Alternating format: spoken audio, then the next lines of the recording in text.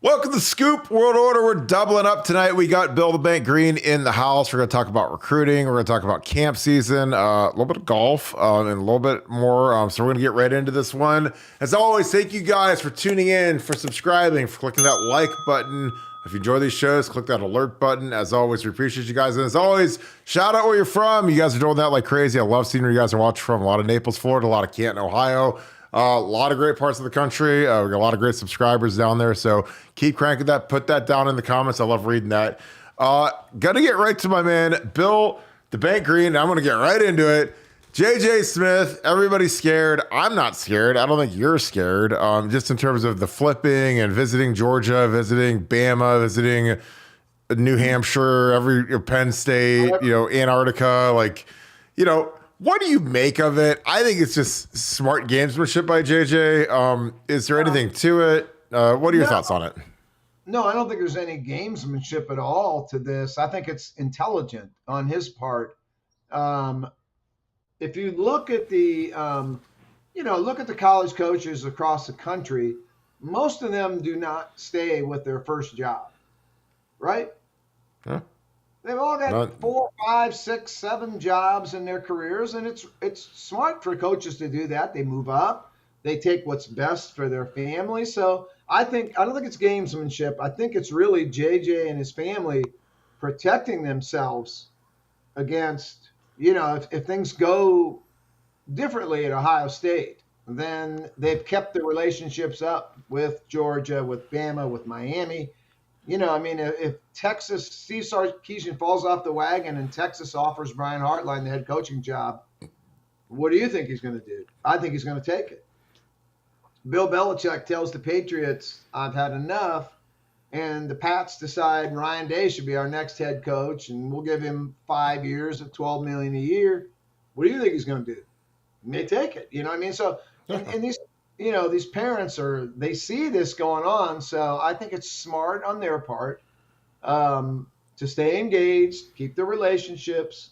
If there's a coaching change, then you've still kept up these relationships, and you don't have to scramble on December 1st. What if Ryan Day loses to Michigan again this year and Ohio State is 8-4 or 7-5? Is he in trouble? I wouldn't think he would be, but I don't know. There's just so many variables to this. And usually it's like the college coaches talk about, commitment and, being a man of honor. And it's like, hey, dude, you've had 6 jobs in the last 9 years, so don't tell me about commitment, okay? So I think it's smart on JJ's part. I don't think it's gamesmanship. I don't think he's doing anything other than making sure that Ohio State is still Ohio State. And if Ohio State is still Ohio State in December, he's going to sign with Ohio State.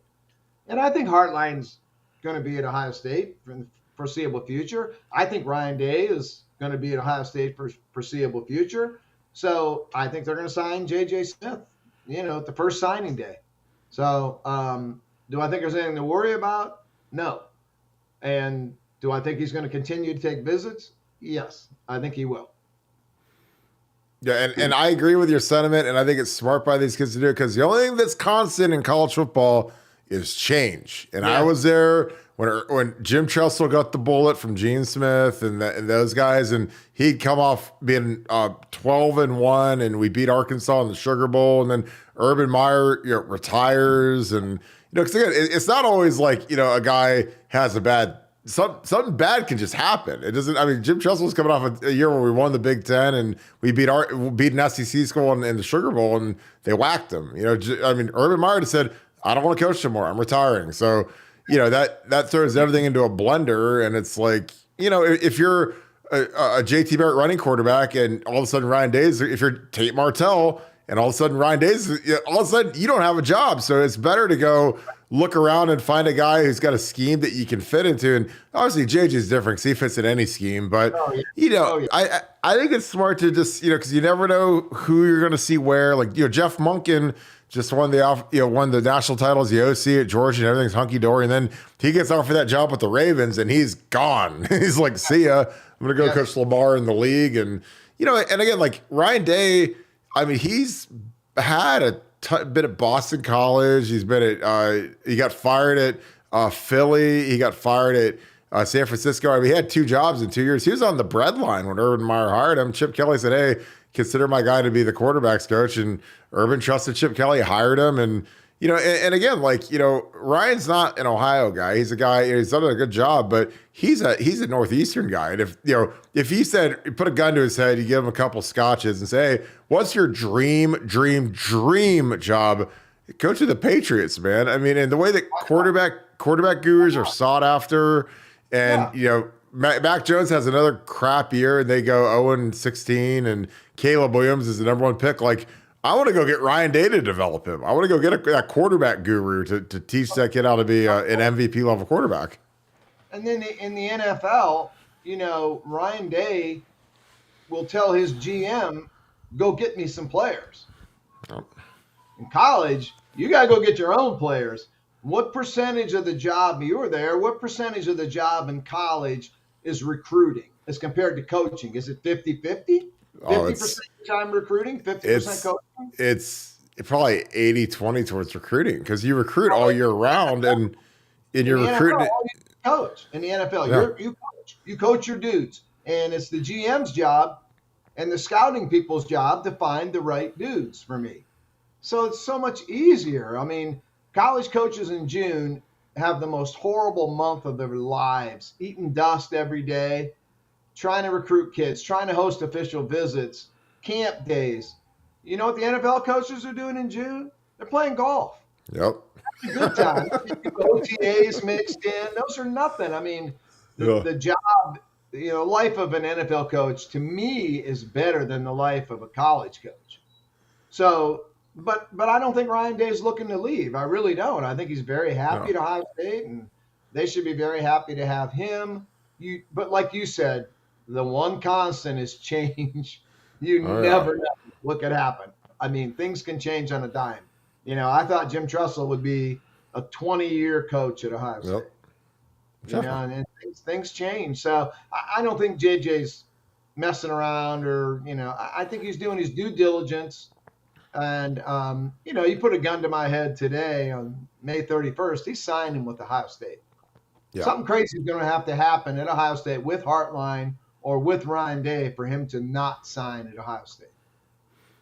Yeah, and like, to me, coaches, they're only as faithful as their options, which I totally get. And they're as faithful as, if one of these guys' best friends gets a head coaching gig in the NFL and they say, "Hey, Brian Hartline, I want you to be my offensive coordinator for the Miami Dolphins," then all of a sudden you're just like, well, Columbus has been great, but and you said June was the worst month, and it might be now with official visits in June, but May, these guys leave on Sunday night from their airport in Columbus, and they're flying on Southwest. They ain't flying on the private jet like Ryan or Urban did. They're on Southwest Airlines flight to Miami, and then they get home on Friday afternoon. And I mean, May is terrible for these guys. And when you're in the, it runs right into June. It runs right into June. The camps, the official visits, and it's just it's not the easiest life when it's compared to the NFL. I looked at the Ohio State camp. I got the schedule. They have camps on June 8th, June 12th, June 14th, June 15th, and June 20th. They have a 7-on-7 on June 21st, and wrapped around all that are all these official visit weekends where you got kids coming in, and you better sign them kids. You know what I mean? It's not pulling games on those official visits. You better, those are kids, you better lock them up. That's your job. And then you also have to be on your toes at camp. And it's just hard. It's hard. And like you say, it started May 1. The real grind started May 1. But then they also had spring ball in 8. I mean, there's no non-grind. You get 3 weeks maybe in July where you can breathe. It's hard. I mean, none of those guys are complaining. They all make good money, but man, I mean, a lot of the coaches that go to the NFL, man, they don't come back unless they have to. Unless, a promotion, a head job, you're going to take that. But a lateral move from NFL to college, man, you don't see that very often. No. I mean, you get that NFL life, man, that is living. Oh, it's a good life. I mean, as a player, it's a great life because you're not going to school. You're off. Like, you get done in December. I was on teams that missed the playoffs. you're off for 3 months. Nothing. No winter conditioning, no 6 a.m.s, no, you're at home for 3 months working out on your own. You come back, like, body feels amazing because you haven't been put through mat drills and winter stuff and Mickey Marotti, trying to kill you. And again, like, there's nothing wrong with that, but anyone that's been in the NFL versus college knows that the NFL is where it's at. I mean, that is that's the bee's knees. We've got quarterback stuff. I think you're thinking like I'm thinking with Tavion Sickler. He's probably going to be our next commitment. It could probably happen any minute now, any day now. He's at a 7-on-7 and Wampa, Connecticut with our boy Ryan Montgomery. Is he our next commit bank in all likelihood, just given the fact that he was offered? And, I mean, a kid like that, I don't know how long he can sit on that offer without pulling the trigger. I would have thought he'd have been committed by now. So if he commits, during this podcast, it won't surprise me. He should be committed now. I wouldn't play around if I'm him. You know what I mean? No. He's not Dylan Raiola, who can play with all these schools and they'll all keep begging for him. That's not the case with Tavion St. Clair. He should take it today. I think the production speaks for itself from what Ryan Day can do for quarterbacks. Unless he's scared to compete at this level, and then, go to the MAC or go to Virginia Tech or something. But I don't see how he doesn't take this offer and take it now, take it yesterday. Yeah. Lock in your spot. You know what I mean? They would still chase the Underwood kid. I think, you're not going to give up on that kid until he tells you, leave me alone. So, but I think Tavion St. Clair will be in this class. I think it'll be soon. If they take Tavion St. Clair, does that shut the door on Ryan Montgomery? Is it pinched open? Would he be open to a 2-quarterback class? Because again, like, he's had the offer for a year and a half now, and he could have taken it at any moment. And he's still hunting around. And again, these guys are gonna look for their best situation where they can be productive. And obviously, he's got the same quarterback coach as Drew Aller out at Penn State. Drew is a superstar. What does it do to Ryan Montgomery if Tavion St. Clair commits? Yeah, that's a great question. And I don't know. I mean, because with Bryce Underwood still lurking, and I think Ohio State is in tremendous shape with Bryce Underwood. Tremendous shape there. If I had to choose who I think the favorite is for him, I think it's Ohio State. Great visit recently there. The offense fits him to a freaking T. Sure. And then when he looks like who's in front of him, it's not Justin Fields. It's not Dwayne Haskins. It's Lincoln Kienholz, who's a good player in his own right. And then Air Nolan. And I don't think, Air's good, but Air's not Dylan Raiola. So I don't think Aaron Nolan scares off Bryce Underwood, nor would Lincoln Kienholz. So, we'll see. But then if they lose Bryce Underwood, do they go 2-quarterback class and try to still get Ryan Montgomery? I don't know then. I don't know. Are those kids basically the same player? I don't know. That's great. That's going to be a good one to follow. But I think they chase Bryce Underwood all the way to signing day, or until he commits somewhere else and tells them, stop calling me. I mean, he's that good. I saw him in person. The film is amazing. I see C.J. Stroud. I see Caleb Williams. I mean, Bryce Underwood, man, that's a dude I'm going to chase until he gets a restraining order against me. I'm chasing him. Yeah, he's that guy. I mean, he's the guy that's the franchise changer. And it's like you talk about, like, for him, that depth chart. And again, when you go to anywhere, there's going to be quarterbacks in front of you, but how young are they? Is it like a freshman phenom like Caleb Williams is, and he's a freshman, he's got 2 years left before he can declare for the draft? Or are they, guys that are, kind of plan? I mean, again, I don't like to call anybody a plan B guy, but when you're not the first guy they offer or the second guy they offer, then you're dipped down a couple tiers. Like, when they take Dylan Raiola's commitment a year ago, and then he leaves them at the altar, and then they come down to you and they offer you again.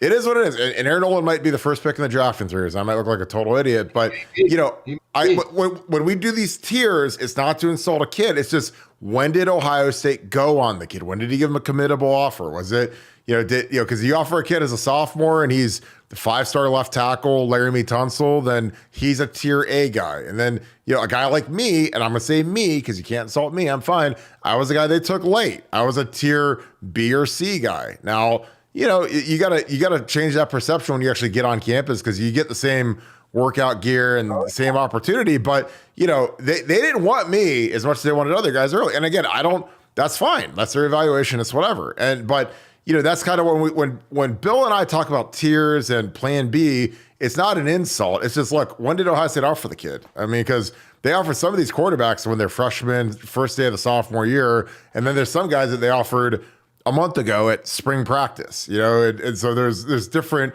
tiers. Yeah. Like I've been in the recruiting room at Ohio State. They have a board that stacks, and it's by position. It'll say number 1 quarterback, Dylan Raiola. Then it'll say this, and there'll be a gap. It'll say Aaron Nolan, and so again, it's not to insult the kids, but that's just how it is. I mean, you rank kids, and when you offer a kid and he doesn't take it, then you get to offer another kid, and you're kind of spurned, but it is what it is.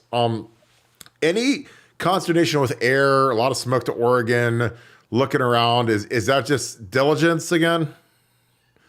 Yeah, I don't know. I mean, I want to see him actually take these visits. They don't make sense to me. Oregon has quarterback committed. They might have 2 quarterbacks committed. LSU's got their guy. I mean, it doesn't make sense. I don't know. I think Air's maybe talking a little bit and maybe not going to act on it. I think J.J. Smith can take visits anywhere he wants tomorrow, and Ohio State has to accept it. They have to accept it. May not like it, you got to take it. Aaron Nolan? I don't know, man. I don't know if Air should be as a committed recruit to the Ohio State University. Ryan Day, Brian Hartline, Corey Dennis, those guys. I don't think Aaron Nolan should be playing around taking other visits. I think he's playing a dangerous game. He can be replaced. Okay?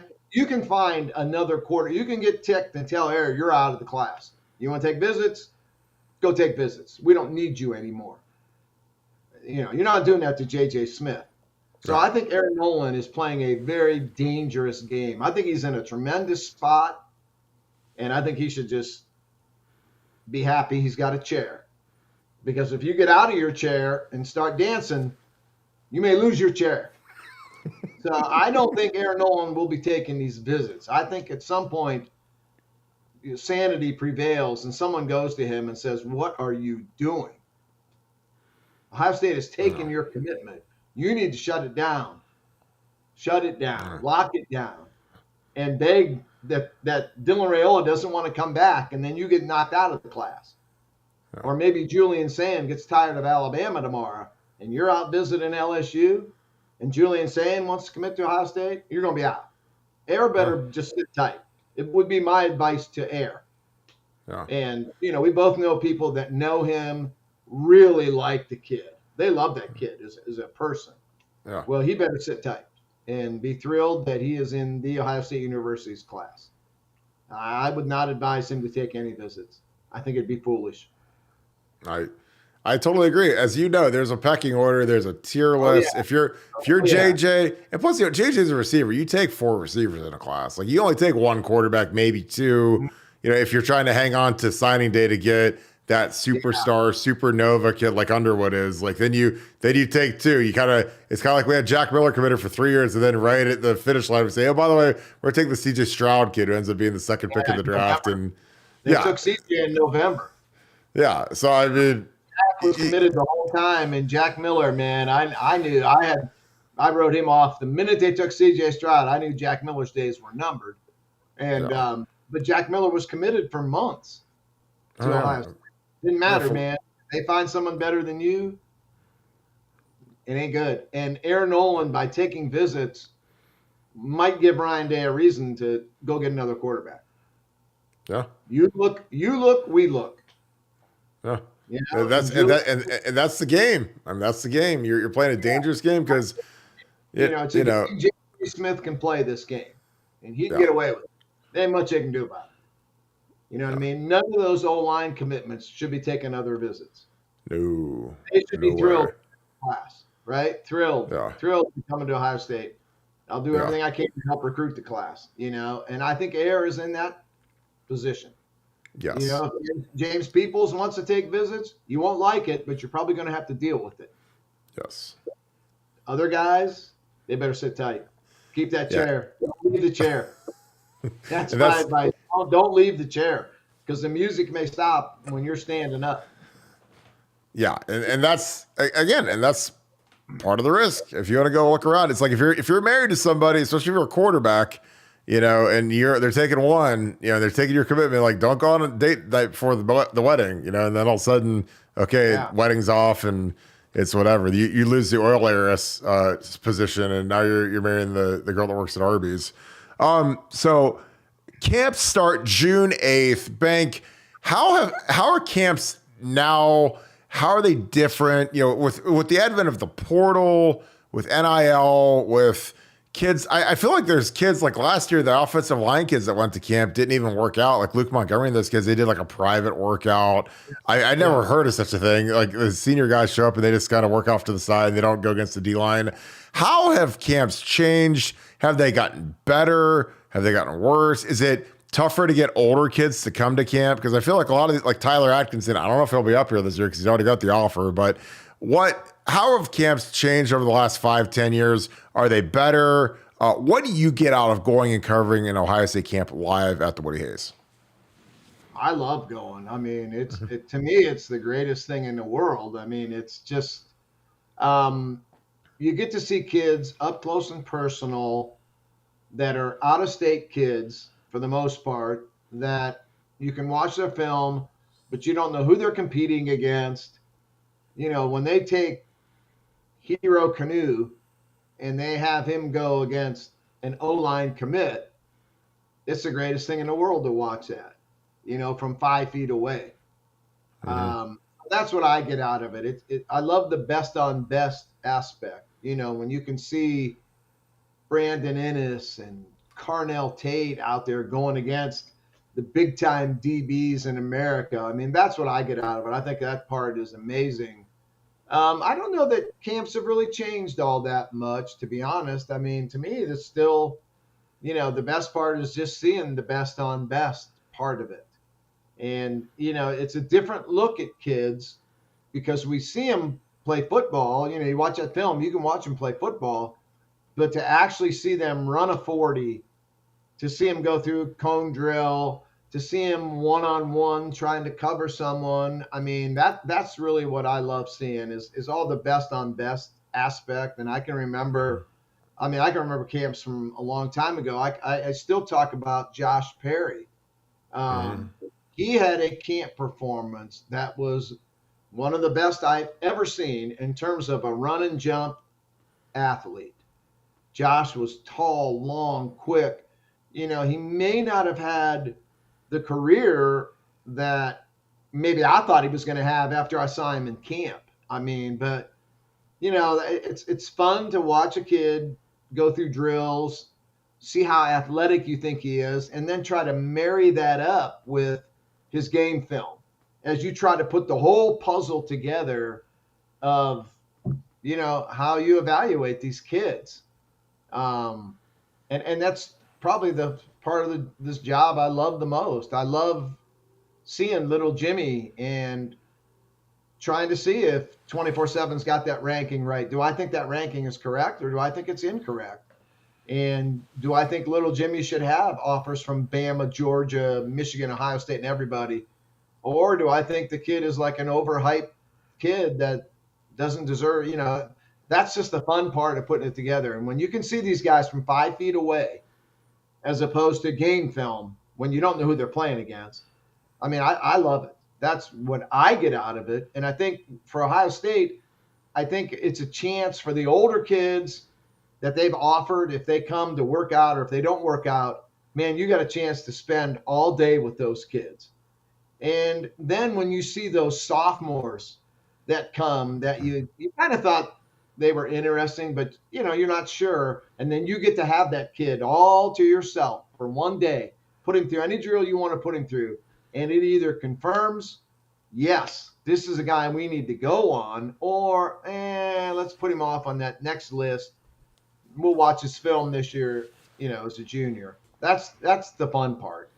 And then there are times when I've seen kids show up who nobody really knows who they are. They're a name on a list. And it's like, holy cow, who the heck is that kid? We thought he was 6'1". He's 6'4". He doesn't look that fast on film. We made him run the 40 times, and all three of them are 4.5. Mm-hmm. He's strong as can be. He can change direction. All of a sudden, he's not a name on the Plan C list anymore. That dude is. We need to know who that guy is. We saw. Oh my God, the receiver from Florida. Remember Winston? Oh, absolutely. Absolutely. He was like Winnie Watkins. Yeah. Winnie Watkins. Like, man, this guy's got to go from the off field to the main field. Yeah. He needs to work out in front of Ryan Day. Yeah. Nah. So that's the part I love. It's just, and then, that you can talk to the parents, kind of get information of what really is going on behind the scenes here. And they're just fun days. They're really fun days to spend. I look forward to it. And, it's big for Ohio State. It's a big recruiting tool. Oh, yeah. And, whether the kids work out or not, guys that you have offered, you don't need them to work out. If it's Brandon Baker, you just want him on campus, man. Oh, yeah. Take his official visit. If it coincides with camp, you don't have to work out, dude. We're good with you. Just come hang out with us so we can talk to you constantly. And that's fun too, to see kids on official visits that, don't really work out, but they're there for business. So it's a fun month for me. I know the coaches probably hate it, but it's fun for what I do. It's just a blast. How much of it, how many times have you seen a kid in person? You look at him, you watch his film from last year. It's been 8 months since he's played. And all of a sudden he's not as fat, or he's heavier, or he's muscular, or he's more explosive. How many times have you had to go back and either just can the tape because it's defunct now that the kid's in better shape, or the kid's faster, bigger, stronger, leaner? Because, a kid could gain 30 pounds from a sophomore to junior year and it'd be and get faster and muscle and hit puberty. And, how many times have you been surprised by those guys? Like, oh my God, that's the guy I watched on tape I thought was okay. And then he shows up to the camp and he dominates the one-on-one pass rush, or he dominates the one-on-one wide receiver DB drills. Like, how many times has that happened to you? Is it often? Often. Yeah, often. I mean, I can go all the way back to Darren Lee, who just kept coming back to camp, and he just kept looking better and better and better, to the point where, how can you not offer this kid? What are you doing here? You know what I mean? So Josh Perry, who I mentioned, Josh Perry at camp was not Joshua Perry on junior film. Different human being in camp. Taller, bigger, faster, quicker, change of direction better. It was like, who is this guy? Like, I watched Josh Perry's film back then. At those times, I was doing the Ohio rankings, for scout.com and then into 24/7. And it's like, my ranking is wrong. My ranking is incorrect. Joshua Perry is 42 in Ohio, and he will be, when I get home tonight, he will be number 9 in Ohio. Yeah, that happens all the time.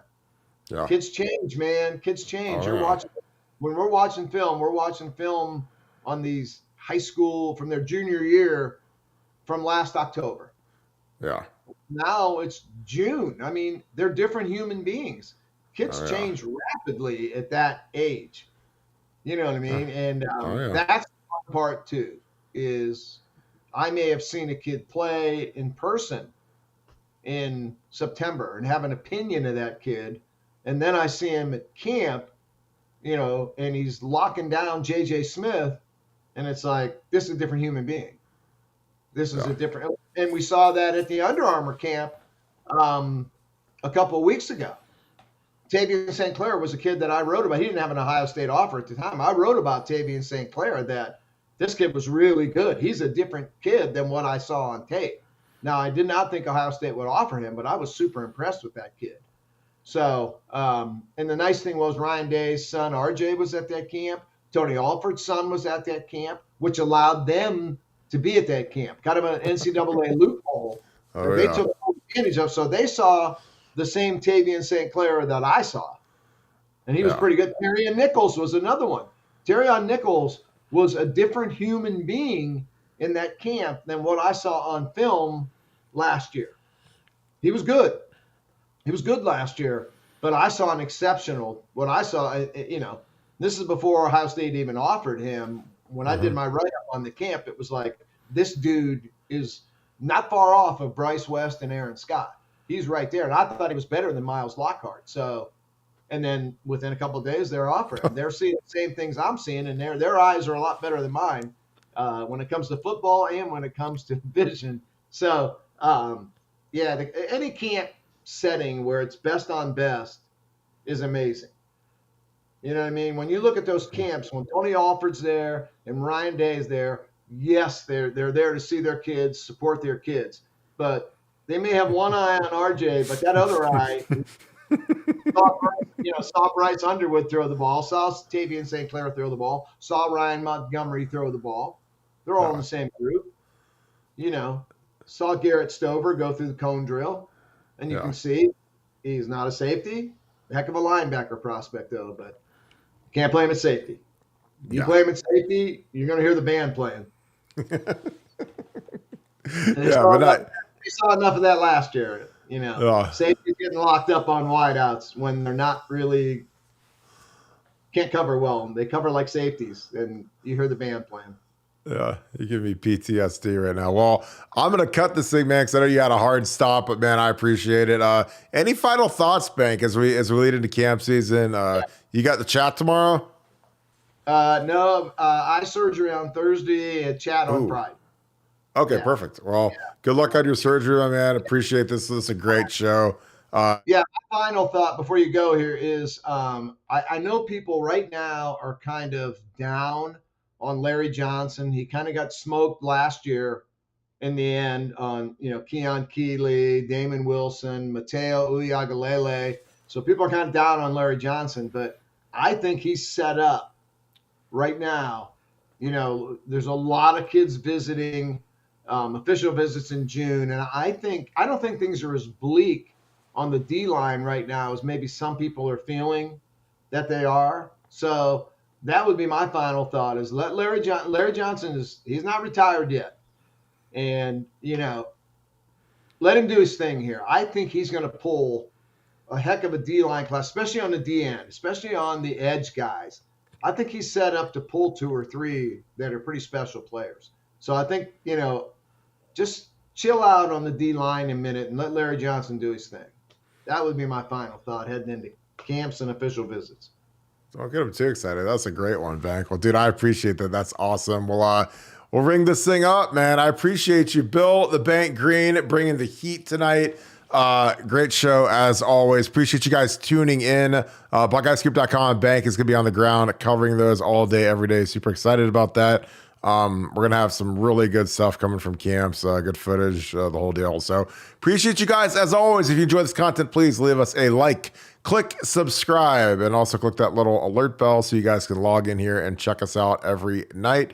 Appreciate you guys as always. If you enjoy this content, BuckeyeScoop.com is our new home for the best, man. I mean, Bank's bringing it like crazy. We got some big expansion stuff coming. Getting a little team workout update put together. We've been hitting them sources, so we got some good stuff coming. So appreciate you guys. So join BuckeyeScoop.com. It is that time of the year. Camp season, workouts. You guys want the inside scoop? That is what we bring you. So we appreciate you guys. I hope you guys have a great rest of your night. Make sure you shout out where you're from. As always, we appreciate you guys so much. Thank you so much, Buckeye Nation, and thank you, Scoop family. Go Bucks.